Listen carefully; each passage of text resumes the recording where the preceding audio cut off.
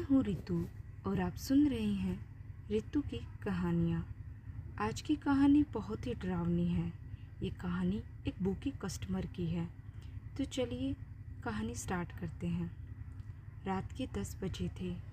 रोहन जोमेटो का delivery boy अपनी पुरानी बाइक पर एक आखिरी ऑर्डर पूरा करने जा रहा था।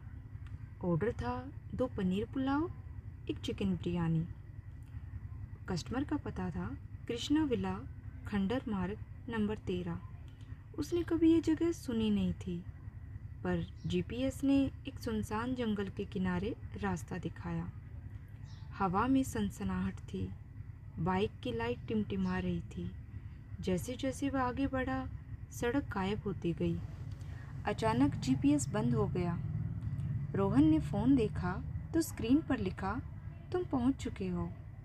सामने एक टूटी हवेली थी। दरवाजे पर नंबर 13 की जंग लगी प्लेट लटक रही थी। पेट की भूख और कमाई की चाहत में उसने दरवाज़ा खटखटाया। डिलीवरी बॉय ने आवाज़ लगाई। अंदर से कोई जवाब नहीं आया। तभी उसका फ़ोन बजा। अनजान नंबर से कॉल कनेक्ट होते ही एक भारी सांस की आवाज़ सुनाई दी। दरवाज़ा खुला है, अंदर आओ। रोहन ने धक्का दिया। दरवाज़ा चरमराया। अंदर बदबूदार हवा और अंधेरा था। टॉर्च जलाते ही उसकी सांसें रुक गई। दीवारों पर लंबे नाखूनों के निशान थे। कौन है वहाँ? उसकी आवाज़ कांपी। जवाब में रसोई से चम्मच की खनखनाहट आई। धीरे धीरे चलते हुए उसने खाना टेबल पर रखा। तभी पीछे से एक ठंडा हाथ उसके कंधे पर पड़ा। मुड़कर देखा, एक पीली साड़ी में लिपटी औरत, आंखें लाल, मुंह से कीड़े रेंगते हुए। मुझे भूख, बहुत भूख लगी है, ऐसा उस औरत ने कहा। रोहन चीखा और भागा, पर दरवाज़ा बंद। पीछे से चटक चटक की आवाज़ें नज़दीक आ रही थी। टॉर्च की रोशनी में उसने देखा, वो औरत दीवार पर मकड़ी की तरह फैल रही थी। खाना यहाँ नहीं है। उसने हड्डियों वाले हाथ से पनीर पुलाव का डिब्बा खोला।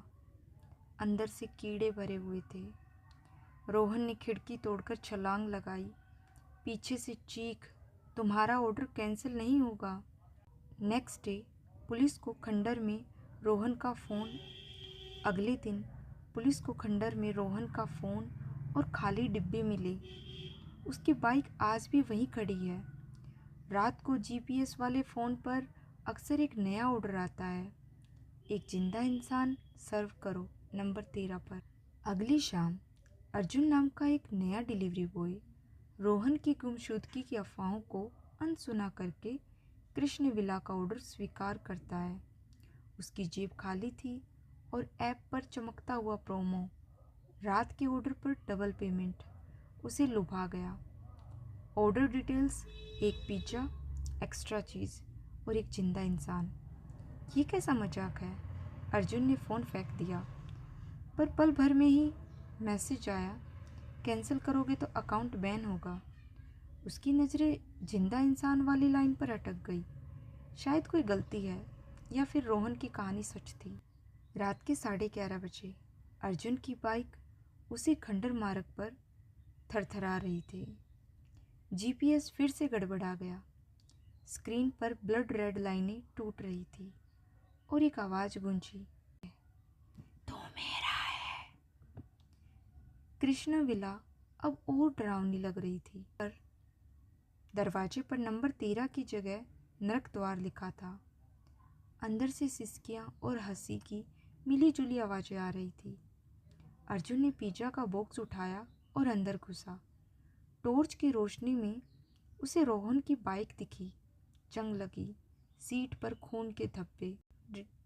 डिलीवरी, उसने कांपती आवाज़ में कहा। जवाब में छत से गिरा एक लंबा बालों का गुच्छा। ऊपर देखा तो वही पीली साड़ी वाली औरत उल्टी लटकी हुई थी। उसके गालों से सड़े मांस के टुकड़े टपक रहे थे। मेरा पिज़्ज़ा कहाँ है? ऐसा उसने कहा। अर्जुन ने बॉक्स फेंका और भागने लगा, पर दीवारों से हड्डियों वाले हाथ निकलकर उसे खींचने लगे। पिज्जा बॉक्स खुला। अंदर से रेंगती कीड़ों की जगह एक इंसानी उंगली निकली। औरत की आवाज़ गूंजी, तूने मेरा ऑर्डर पूरा नहीं किया, अब तू ही मेरा खाना बनेगा। अर्जुन ने जोर लगाकर एक खिड़की तोड़ी, पर बाहर निकलते ही वह उसी कमरे में था। विला का हर दरवाज़ा उसे वापस ले आ रहा था। औरत अब उसके पीछे शीशे में दिखाई दी। तुझे भूखा मरने का दर्द महसूस कराऊंगी, जैसे मैंने किया था। तभी फ़ोन की घंटी बजी। ऐप पर नोटिफिकेशन आया, आपका ऑर्डर स्वीकार किया गया है, एक जिंदा इंसान, अर्जुन वर्मा। डिलीवरी टाइम अंधेरा होने तक। पुलिस को सुबह अर्जुन का हेलमेट और फटा हुआ शर्ट मिला। उसकी बाइक अब रोहन की बगल में खड़ी थी और कृष्ण विला के दरवाजे पर नई नंबर की प्लेट टंगी थी, नंबर 16। इस बार इंस्पेक्टर राजेश ने खुद कृष्ण विला की जांच का फैसला किया। रोहन और अर्जुन के केस ने पूरे शहर में दहशत फैला दी थी। उसके हाथ में एक पुरानी डायरी थी, एक भूतिया महिला की कहानी, जिसे 50 साल पहले उसी विला में भूखा रखकर मार डाला गया था। उसका नाम था शांति देवी और उसकी आत्मा अधूरी भूख से जल रही थी। रात 12 बजे इंस्पेक्टर ने विला के सामने कदम रखा। दरवाजे पर अब नंबर 16 लिखा था। अंदर प्रवेश करते ही हवा में गंध बदल गई, सड़े मांस और चमेली के इत्र का मिश्रण। टॉर्च की रोशनी में दीवारों पर लिखा था, तुम्हारा नंबर आ गया। तभी उसका फ़ोन बजा। ऐप पे नोटिफिकेशन आया, आपका ऑर्डर तैयार है, एक इंस्पेक्टर, मसालेदार सजा।